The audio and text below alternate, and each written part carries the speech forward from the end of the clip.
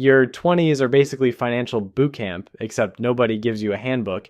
And the drill sergeant is your landlord demanding rent money every month. If you're scrolling through social media wondering how everyone else seems to have their money figured out while you're eating ramen for the third night in a row, this video is going to be a game changer. I'm about to walk you through the exact money milestones you need to hit in your 20s to set yourself up for a lifetime of financial success.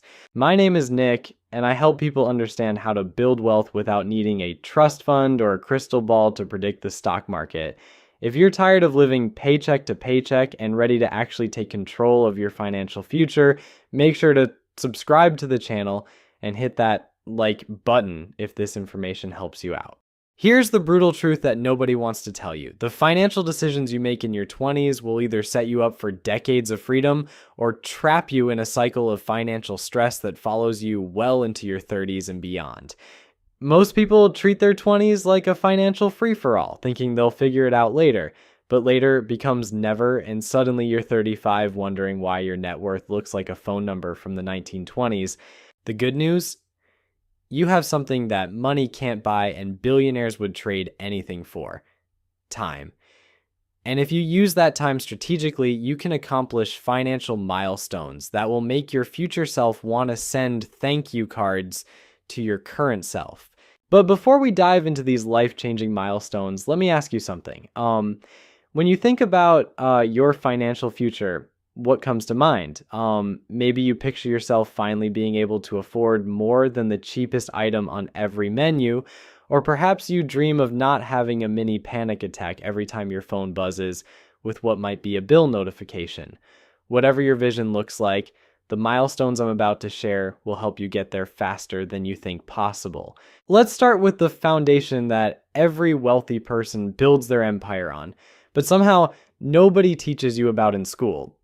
Milestone 1, master the art of not going broke. The first milestone sounds almost insultingly simple, but it's where most people completely fail. You need to create and stick to a budget.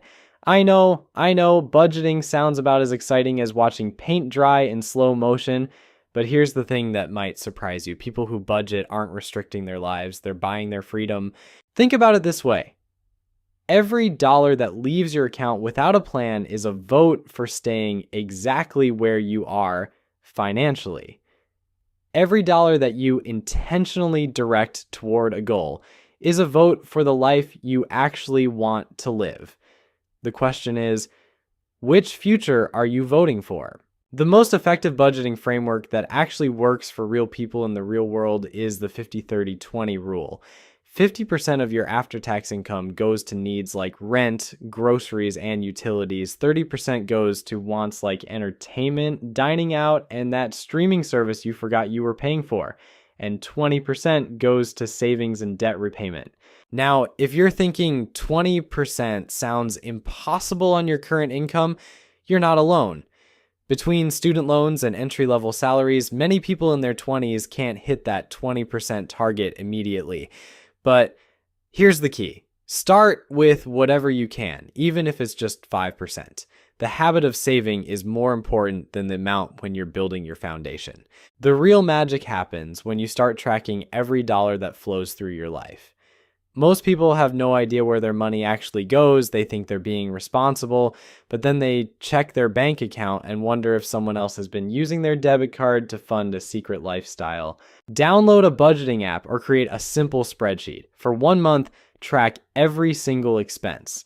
That coffee, that impulse purchase on Amazon, that subscription you signed up for during a free trial 6 months ago. Everything. This exercise alone will probably save you hundreds of dollars because you'll discover you're bleeding money in places you didn't even realize. Milestone 2, build your financial force field. The second milestone is creating an emergency fund. And this isn't just some nice to have suggestion from financial advisors who live in ivory towers. This is your financial force field that protects you from life's inevitable curveballs. Your car will break down, your laptop will decide to die right before an important deadline. Your employer might decide your position is no longer necessary. These aren't pessimistic predictions, they're statistical certainties. The question isn't if something unexpected will happen, it's when. Most financial experts recommend saving 3 to 6 months of living expenses in an emergency fund. But if that number makes you want to crawl under your blanket and pretend money doesn't exist, start smaller. Your first goal should be saving $1,000. That's enough to handle most minor emergencies without derailing your entire financial plan. Here's why this matters more than you might realize. When you don't have an emergency fund, every unexpected expense becomes a crisis. You end up putting everything on credit cards, which creates debt that follows you around like a financial stalker. But when you have that emergency fund sitting in your account, unexpected expenses become minor inconveniences instead of life-altering disasters. The key is keeping this money somewhere easily accessible but separate from your regular checking account. A high-yield savings account works perfectly. You want to be able to access the money quickly when you need it, but you don't want it so convenient that you accidentally spend it on something that isn't actually an emergency. And let's be clear about what constitutes an emergency. Your friend's bachelor party in Vegas is not an emergency. A surprise sale on those shoes you've been eyeing is not an emergency. Your car needing new tires because the old ones are bald and dangerous is an emergency. Your laptop dying when you need it for work is an emergency. Milestone 3. Become a credit score superhero. The third milestone is building excellent credit. And this is where a lot of young people either get it completely wrong or ignore it entirely. Your credit score is like a financial report card that follows you everywhere. It affects your ability to rent an apartment, get approved for loans, and even influences some job applications. The beautiful thing about building credit in your 20s is that time is on your side. Credit scores reward long-term responsible behavior, so starting early gives you a massive advantage. The length of your credit history accounts for 15% of your credit score, which means every month you wait to start building credit is a month you can't get back. If you don't have any credit history, getting your first credit card might feel like trying to get a job that requires experience when you need a job to get experience. But there are ways around this catch-22 situation. Student credit cards and secured credit cards are designed for people with limited credit history. Once you have a credit card, here's the golden rule that will keep you out of trouble. Only charge what you can afford to pay off in full every single month. Treat your credit card like a debit card that gives you rewards and builds your credit history.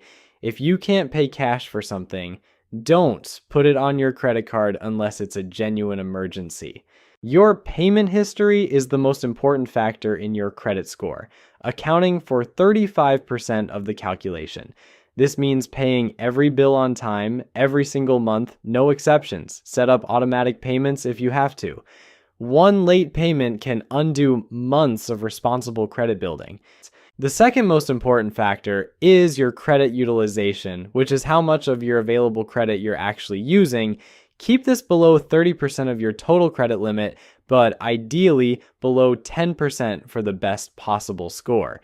If your credit card has a $1,000 limit, try to keep your balance below $100 at any given time. Building excellent credit in your 20s is like planting a tree. It takes time to grow, but once it's established, it provides benefits for decades. A high credit score can save you tens of thousands of dollars in interest over your lifetime on mortgages, car loans, and other major purchases. Milestone 4. Start your wealth building machine. The fourth milestone is where things get really interesting, and it's the one that separates people who stay broke from people who actually build wealth. You need to start investing for retirement, even if retirement feels about as relevant to your current life as learning ancient Mesopotamian poetry. Here's the mind-blowing truth that nobody explains properly. Starting to invest in your 20s isn't just a good idea. It's like having a financial superpower that becomes weaker every year you wait to use it. Thanks, 25 is worth significantly more at retirement than every dollar you invest at 30 to compound interest, every dollar you invest at 5. Let me put this in perspective with some numbers that might make you want to call in sick to work tomorrow so you can set up a retirement account. If you invest $200 per month starting at age 25 and earn an average return of 8% annually, you'll have over $100,000 by age 65. If you wait until 35 to start investing that same $200 per month, you'll end up with about $200,000 at retirement. That 10-year delay costs you $300,000. $300,000. That's not a rounding error or a small difference. That's a house or a decade of comfortable retirement or enough money to make your future self significantly happier than your current self can even imagine. The easiest way to start is through your employer's retirement plan if they offer one. Most companies have a 401k plan, and many of them will match a percentage of what you contribute. This is literally free money that your employer is offering to give you, and yet somehow millions of people leave this money on the table every year because they think they can't afford to contribute. Here's how to think about employer matching. If your company matches 50 cents for every dollar you contribute up to 6% of your salary, and you're not contributing at least 6%, you're essentially giving yourself a pay cut. You're turning down free money because you're worried about having slightly less money in your paycheck today. Even if your employer doesn't offer matching, or if you're self-employed, you still need to start investing. Open an individual retirement account, either a traditional IRA or a Roth IRA. The difference is when you pay taxes. With a traditional IRA, you get a tax deduction now, but pay taxes when you withdraw the money in retirement. With a Roth IRA, you pay taxes now, but withdraw everything tax-free in retirement. For most people in their 20s, a Roth IRA makes more sense because you're probably in a lower tax bracket now than you'll be in retirement. You're essentially paying taxes at today's discount rate instead of tomorrow's full price. The key is to start with whatever amount you can manage, even if it's just $50 per month. The habit of investing is more important than the amount when you're building momentum. As your income increases throughout your 20s, increase your contributions. Every raise you get, put at least half of that increase directly into retirement savings before you have a chance to get used to spending it on other things. Milestone 5, become a debt destroyer. The fifth milestone is eliminating high interest debt. And this is where we separate the financially savvy from the people who will spend the next decade making credit card companies rich. High interest debt is like having a financial vampire attached to your bank account, slowly draining your money while you sleep. Credit card debt is the worst offender because the interest rates are absolutely brutal. We're talking 15, 20, sometimes 25% or higher. If you're carrying a balance on credit cards while trying to invest for retirement, you're essentially trying to fill a bucket with a massive hole in the bottom. Think about it mathematically. If your credit cards are charging you 20% interest and your retirement investments are earning 8% annually, you're losing 12% on every dollar that's going toward investments instead of debt payoff. This is why most financial experts recommend paying off high interest debt before investing beyond any employer match in your retirement account. But here's where it gets tricky. You don't want to stop investing entirely while you're paying off debt, especially if you have employer matching available. The strategy is to contribute enough to get the full employer match, which is usually around 3 to 6% of your salary, then throw every extra dollar at your high interest debt until it's gone. The most effective debt payoff strategy is called the debt avalanche method. List all your debts by interest rate from highest to lowest, make minimum payments on everything, then put every extra dollar toward the debt with the highest interest rate. Once that's paid off, take all the money you were putting toward that debt and apply it to the next highest interest rate debt. This method saves you the most money in interest over time, but some people prefer the debt snowball method where you pay off the smallest balances first. The snowball method gives you psychological wins faster, which can help you stay motivated.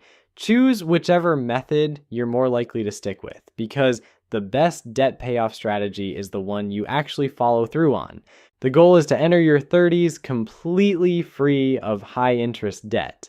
This gives you incredible flexibility to increase your retirement contributions, save for a house, or take advantage of opportunities that require cash. Milestone 6. Start planning your real estate empire. The sixth milestone is beginning to save for a down payment on a house, even if homeownership feels about as achievable as becoming an astronaut who moonlights as a professional chef.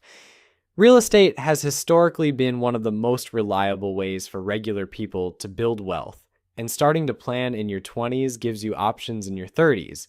Now, I'm not saying you need to buy a house in your 20s. In fact, for many people, renting makes more sense during this decade while you're figuring out your career and potentially moving for better opportunities. But starting to save for a down payment gives you the flexibility to buy when the timing is right for your situation.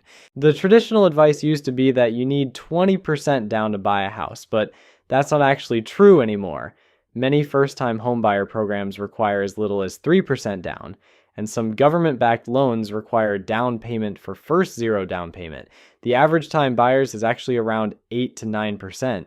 On a $400,000 house, which is roughly the median home price in many areas, a 9% down payment would be $36,000. That might sound like an impossible amount of money, but remember, you have time on your side. If you save $300 per month specifically for a down payment, you'll reach that $36,000 goal in exactly 10 years.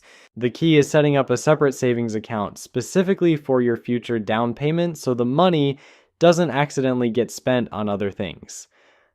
High-yield savings accounts or certificates of deposit work well for down payment savings because you want the money to be safe and accessible when you're ready to use it. But here's something most people don't consider when planning for homeownership. The down payment is just the beginning. You'll also need money for closing costs, which typically run about 2% of the loan amount. On that $400,000 house, closing costs would be around $8,000. Plus, you'll want to have some money left over for moving expenses, immediate repairs, and furnishing your new place. This means you're probably looking at saving closer to $50,000 total before you're ready to buy. Again, this isn't meant to discourage you. It's meant to help you plan realistically so you're not caught off guard when you're ready to make that purchase. Homeownership also comes with ongoing expenses that renters don't have to worry about. When the air conditioner breaks in your apartment, you call the landlord and it's their problem. When the air conditioner breaks in your house, you get to experience the joy of writing a check for $3,000 while sweating profusely in your own living room. Property taxes, homeowners insurance, maintenance, and repairs can easily add up to 1 to 3% of your home's value annually. On that $400,000 house, you might be looking at $4,000 to $12,000 per year in expenses beyond your mortgage payment. This is why it's crucial to make sure your overall housing costs, including these extras, don't exceed 28% of your gross income. But here's why homeownership can be such a powerful wealth building tool. Every mortgage payment you make reduces your loan balance and potentially builds equity.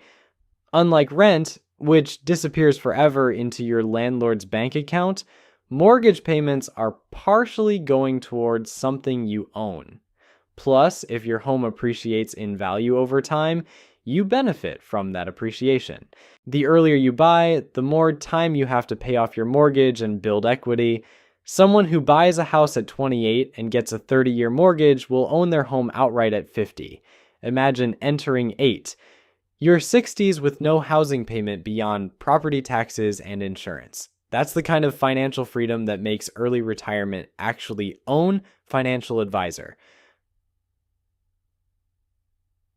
The seventh and possible. Milestone 7, Become Yord. Final milestone is developing genuine financial literacy. And this goes way beyond just knowing that you should spend less than you earn. You need to understand how money actually works in the modern economy because the people who understand money are the ones who end up with more of it. This means learning about different types of investments beyond just throwing money into a retirement account and hoping for the best. You should understand the difference between stocks and bonds, what index funds are and why they're so popular, and how compound interest actually works in practice, not just in theory. Look, your 20s might feel like financial chaos right now, but hitting these milestones will transform you from someone who panics at ATM receipts to someone who actually knows what they're doing with money. Your future self will either thank you for starting today or wonder why you spent another year scrolling through social media instead of building wealth. The choice is yours, but I know which version of yourself you'd rather be.